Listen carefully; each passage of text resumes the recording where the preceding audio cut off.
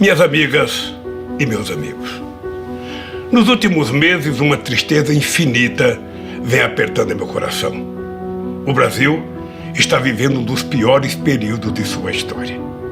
Com quase 130 mil mortos e mais de 4 milhões de pessoas contaminadas, despencamos em uma crise sanitária, social, econômica e ambiental nunca vista. Mais de 200 milhões de brasileiros e brasileiras acordam todos os dias sem saber se seus parentes, amigos ou eles próprios estarão saudáveis e vivos à noite. A esmagadora maioria dos mortos pelo coronavírus é de pobres, pretos, pessoas vulneráveis que o Estado abandonou. Na maior e mais rica cidade do país, as mortes pelo Covid-19 são 60% mais altas entre pretos e pardos da periferia, segundo os dados das autoridades sanitárias. Cada um desses mortos que o governo federal trata com desdém tinha nome, sobrenome, endereço, tinha pai, mãe, irmão, filho, marido, esposa e amigos. Dói saber que dezenas de milhares de brasileiros e brasileiras não puderam se despedir de seus entes queridos. Eu sei o que é esta dor. Teria sido possível, sim, evitar tantas mortes. Estamos entregues a um governo que não dá valor à vida e banaliza a morte. Um governo insensível, irresponsável e incompetente, que desrespeitou as normas da Organização Mundial da Saúde e converteu o coronavírus em uma arma de destruição em massa. Os governos que emergiram do golpe congelaram recursos e sucatearam o Sistema Único de Saúde, o SUS, respeitado mundialmente como modelo para outras nações em desenvolvimento. E o colapso só não foi maior ainda graças aos heróis anônimos, as trabalhadoras e os trabalhadores do sistema de saúde. Os recursos que poderiam estar sendo usados para salvar vidas foram destinados a pagar juros ao sistema financeiro.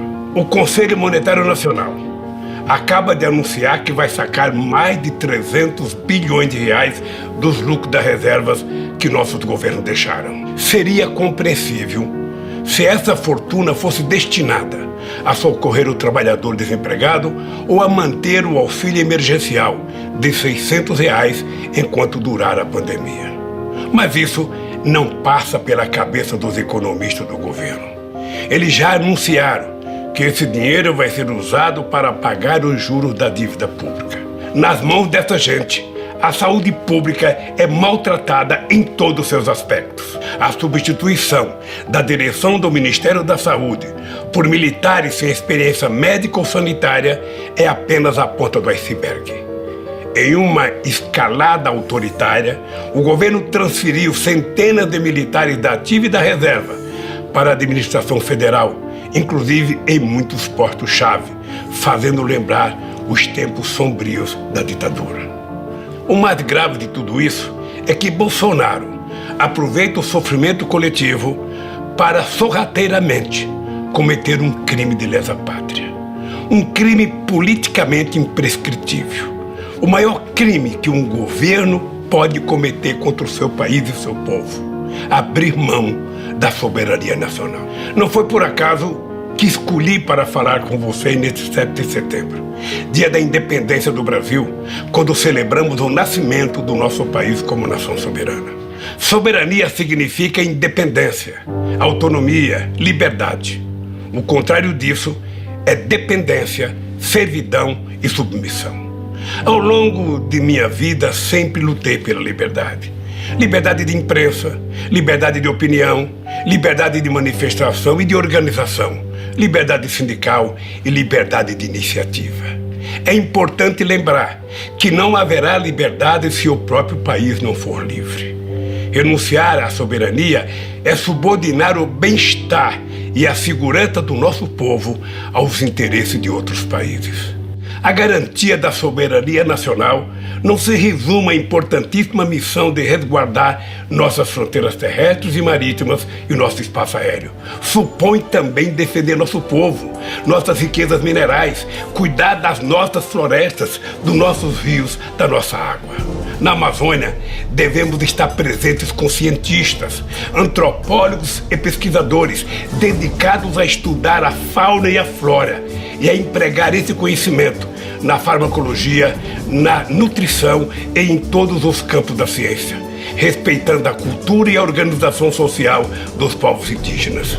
O governo atual subordina o Brasil aos Estados Unidos de forma humilhante e submete nossos soldados e nossos diplomatas a situações vexatórias e ainda ameaça envolver o nosso país em aventuras militares contra os nossos vizinhos, contrariando a própria Constituição para atender aos interesses econômicos e estratégicos militares norte-americanos. A submissão do Brasil aos interesses militares de Washington foi escancarada pelo próprio presidente ao nomear um oficial general das Forças Armadas Brasileiras para servir no Comando Militar Sul dos Estados Unidos, sob as ordens de um oficial americano. Em outro atentado à soberania nacional, o atual governo assinou com os Estados Unidos um acordo que coloca a base aeroespacial de Alcântara sob o controle de funcionários norte-americanos e que priva o Brasil de acesso à tecnologia mesmo de terceiros países. Quem quiser saber os verdadeiros objetivos do governo não precisa consultar manuais secretos da ABIN ou do Serviço de Inteligência do Exército. A resposta está todos os dias no Diário Oficial, em cada ato, em cada decisão, em cada iniciativa do presidente e de seus assessores, banqueiros e especuladores que ele chamou para dirigir nossa economia. Instituições centenárias, como o Banco do Brasil, a Caixa Econômica Federal e o BNDES, que se confundem com a história do desenvolvimento do país, estão sendo esquartejadas e fatiadas ou simplesmente vendidas a preço vil. Bancos públicos não foram criados para enriquecer famílias. Eles são instrumento do progresso, financiam a casa do pobre, a agricultura familiar, as obras de saneamento e a infraestrutura essencial ao desenvolvimento. Se olharmos para o setor energético, veremos uma política de terra arrasada igualmente predadora. Depois de colocar à venda por valores ridículos as reservas do pré-sal, o governo desmantela a Petrobras. Venderam a distribuidora e os gasodutos foram alienados. As refinarias estão sendo esquartejadas. Quando só restarem os cacos, chegarão as grandes multinacionais para arrematar o que tiver sobrado de uma empresa estratégica para a soberania do Brasil. Meia dúzia de multinacionais ameaçam a renda de centenas de bilhões de reais do petróleo e do pré-sal, recursos que constituiriam um fundo soberano para financiar uma revolução educacional e científica. A Embraer, um dos maiores trunfos do nosso desenvolvimento tecnológico, só escapou da sanha entreguista em função das dificuldades da empresa que iria adquiri-la. A Boeing, profundamente ligada ao complexo industrial militar dos Estados Unidos. O desmanche não termina aí. O furor privatista do governo pretende vender na Bacia das Almas a maior empresa de geração de energia da América Latina, a Eletrobras, uma gigante com 164 usinas, 2 delas termonucleares, responsável por quase 40% da energia consumida no Brasil.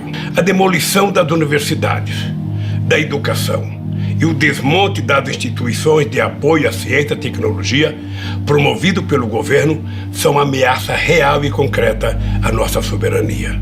Um país que não produz conhecimento, que persegue seus professores e pesquisadores, que corta a bolsa de pesquisa e nega ensino superior à maioria de sua população, está condenada à pobreza e à eterna submissão. A obsessão destrutiva desse governo deixou a cultura nacional entregue a uma sucessão de aventureiros. Artistas intelectuais clamam pela salvação da Casa de Rui Barbosa, da Funarte, da Ancine.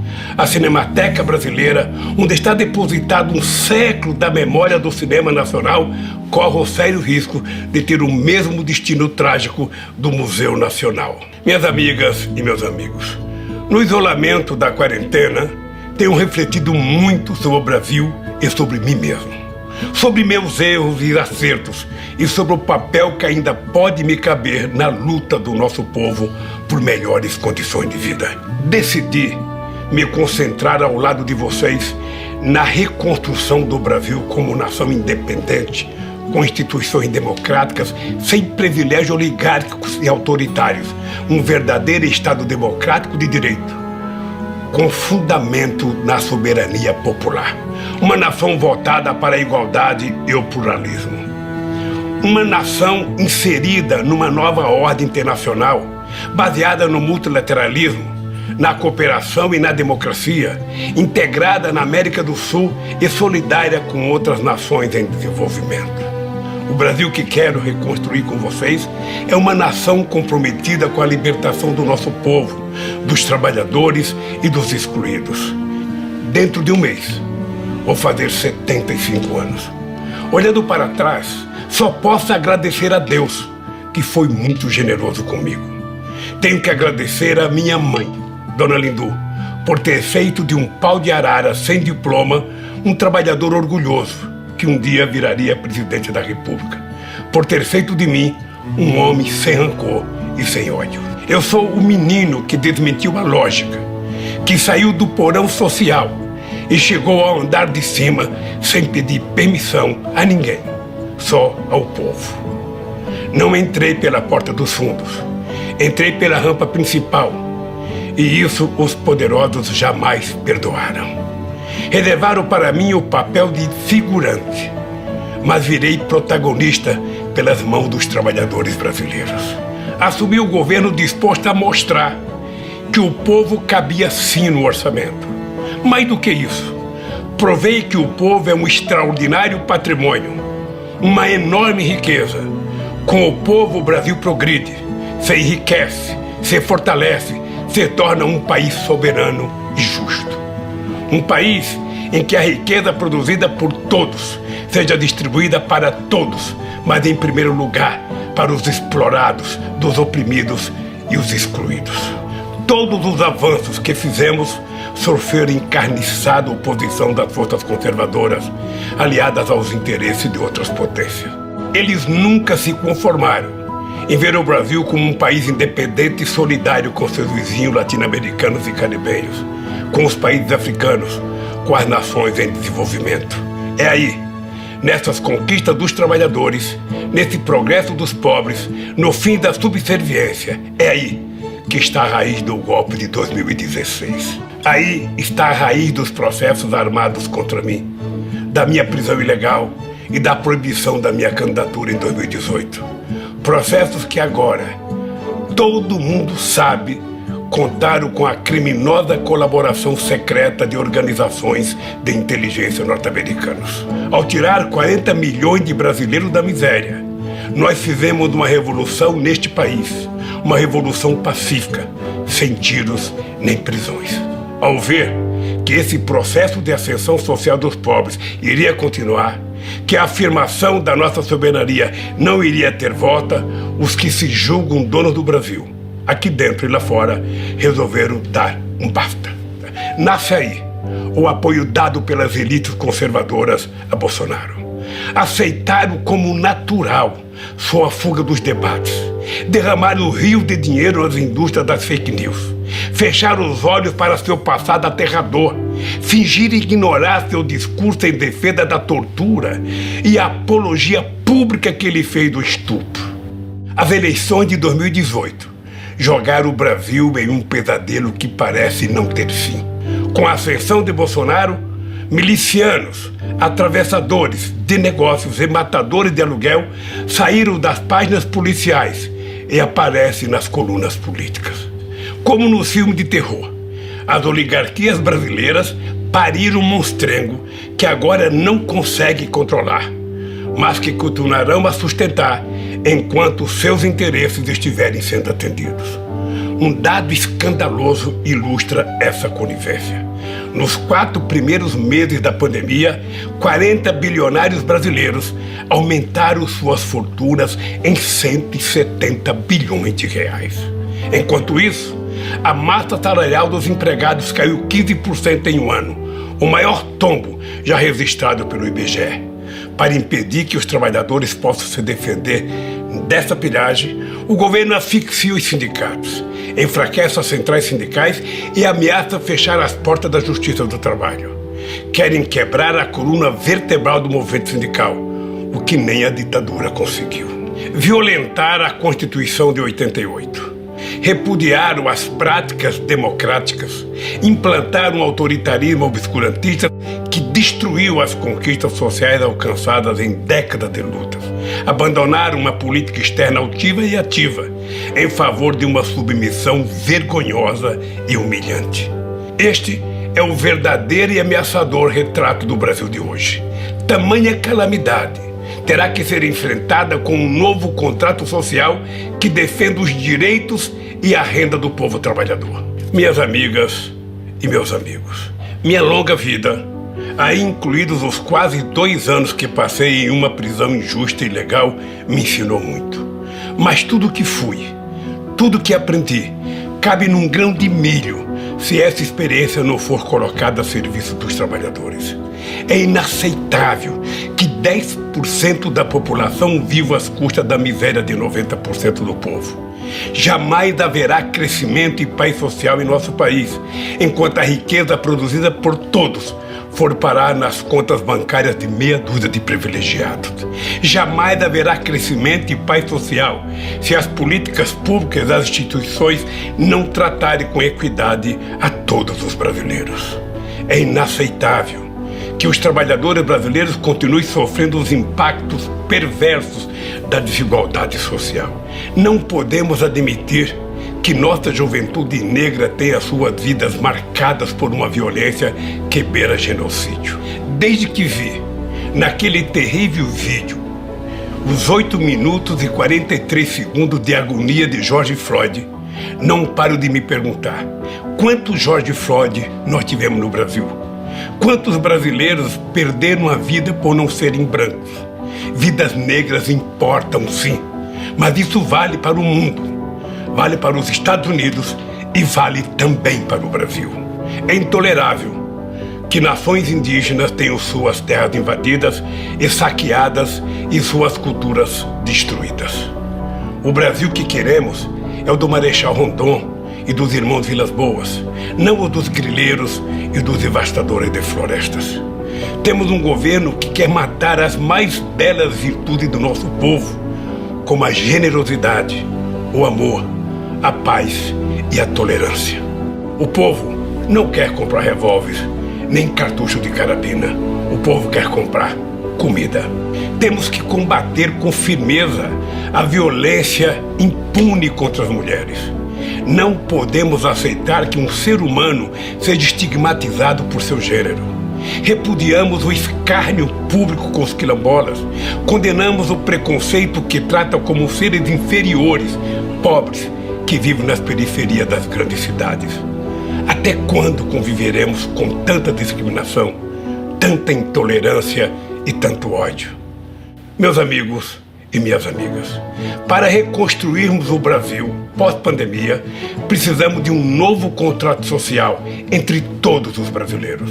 Um contrato social que garanta a todos o direito de viver em paz e harmonia, em que todos tenham a mesma possibilidade de crescer, onde nossa economia esteja a serviço de todos e não de uma pequena minoria, no qual sejam respeitados nossos tesouros naturais, como a Amazônia, o Cerrado, o Pantanal, a Amazônia Azul e a Mata Atlântica. Alicerce desse contrato social tem que ser o símbolo e a base do regime democrático, o voto. É através do exercício do voto, livre de manipulações e fake news, que devem ser formados os governos e ser feitas as grandes escolhas e as opções fundamentais da sociedade. Através dessa reconstrução, lastreada no voto, teremos um Brasil democrático, soberano, respeitador dos direitos humanos e das diferenças de opinião, protetor do meio ambiente e das minorias e defensor de sua própria soberania. Um Brasil de todos para todos. Se estivermos unidos em torno disso, poderemos superar esse momento dramático. O essencial hoje é vencer a pandemia, defender a vida e a saúde do povo. É pôr fim a esse desgoverno e acabar com o teto de gastos que deixa o Estado brasileiro de joelhos diante do capital financeiro nacional e internacional. Nessa empreitada árdua, mas essencial, eu me coloco à disposição do povo brasileiro, especialmente dos trabalhadores e dos excluídos. Minhas amigas e meus amigos, queremos um Brasil em que haja trabalho para todos. Estamos falando de construir um estado de bem-estar social que promova a igualdade de direitos, em que a riqueza produzida pelo trabalho coletivo seja devolvida à população segundo a necessidade de cada um. Um Estado justo, igualitário e independente, que dê oportunidade para os trabalhadores, os mais pobres e os excluídos. Esse Brasil dos nossos sonhos pode estar mais próximo do que aparenta. Até os profetas de Wall Street e da City de Londres já decretaram que o capitalismo, tal como o mundo conhece, está com seus dias contados. Levaram séculos para descobrir uma verdade inquestionável que os pobres conhecem desde que nasceram. O que sustenta o capitalismo não é o capital, somos nós, os trabalhadores. É nessa hora que me vem à cabeça esta frase que li num livro de Victor Hugo, escrito há 1 século e meio, e que todo trabalhador deveria levar no bolso, escrita em um pedacinho de papel para jamais esquecer. É do inferno dos pobres que é feito o paraíso dos ricos. Nenhuma solução, porém, terá sentido sem o povo trabalhador como protagonista. Assim como a maioria dos brasileiros não acredito e não aceito os chamados pactos pelo alto com as elites. Quem vive do próprio trabalho não quer pagar a conta dos acertos políticos feitos no andar de cima. Por isso, quero reafirmar algumas certezas pessoais. Não apoio, não aceito e não subscrevo qualquer solução que não tenha participação efetiva dos trabalhadores. Não contem comigo para qualquer acordo em que o povo seja mero coadjuvante. Mais do que nunca, estou convencido de que a luta pela igualdade social passa sim por um processo que obriga os ricos a pagar impostos proporcionais às suas rendas e às suas fortunas. E esse Brasil, minhas amigas e meus amigos, está ao alcance das nossas mãos. Posso afirmar isso olhando nos olhos de cada uma e de cada um de vocês. Nós provamos ao mundo que o sonho de um país justo e soberano pode sim se tornar realidade. Eu sei, vocês sabem, que podemos de novo fazer do Brasil o país dos nossos sonhos. E dizer do fundo do meu coração, estou aqui, vamos juntos reconstruir o Brasil. Ainda temos um longo caminho a percorrer juntos. Fiquem firmes, porque juntos nós somos fortes. Viveremos e venceremos.